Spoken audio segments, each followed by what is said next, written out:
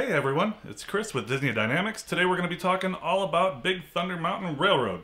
So if you're wearing hats or glasses, you best remove them, because this here's the wildest ride in the wilderness.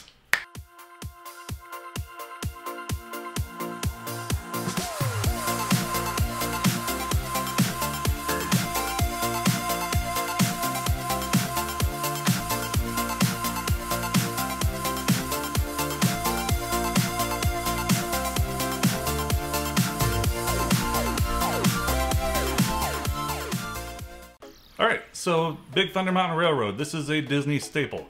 This is in 4 of their parks. It's in Tokyo, Paris, Disneyland in California, and Walt Disney World in Florida. I've only been to 2, the one in Walt Disney World and the one in Walt Disneyland. Walt Disneyland? That's not a thing. Let's try that again. I've been to the 2 here in the States. All 4 rides are extremely similar, very small touches that make them different, except since Disneyland went through a refurb recently, they added a lot of effects to the main lift hill. They have fuses that run up the walls, smoke, explosions, a lot more entertaining and immersive. For that reason, that is my favorite one. So a little bit about the ride. Top speed on this one is 36 miles an hour. The ride length is 3 minutes, which is actually pretty long for a roller coaster. It's not bad. 36 miles an hour doesn't sound fast, but in this ride, it's actually a little bit hard to keep your hands up. It really pulls a lot of good G's, a lot of tight turns, lots of ups and downs, and it gives you butterflies. It is an excellent ride. Another thing to note when comparing this to other coasters is you have to remember that this ride is 39 years old. That's 10 years older than me. So 39 years, think about that.